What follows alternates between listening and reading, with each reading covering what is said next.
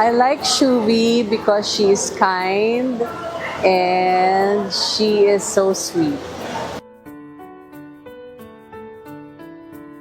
In my opinion ko lang po ito, dapat hindi natin inuobliga ang ating mga anak na suportahan tayo. Ngayon, kung nakikita naman nila kagaya sa ating mga Pilipino, 'di ba? Lahat tayo parang we take care of each other hanggang sa mga lolo natin, ganyan. Nakikita naman yan ng mga bata na kusang loob nating ginagawa. Dapat hindi sapilitan, hindi nila obligasyon. Dapat tuturuan lang natin na you care for your family. Yun lang naman ay opinion ko.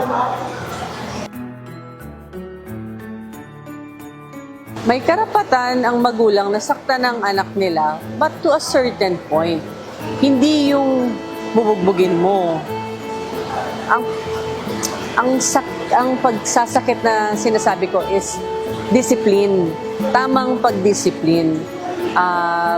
Minsan, pwede yung palo, ganyan, but not to the point na harmful na sa bata. Or kahit na lumaki pa yan, hindi natin dapat sinasaktan kasi may emotional effects yan sa tao.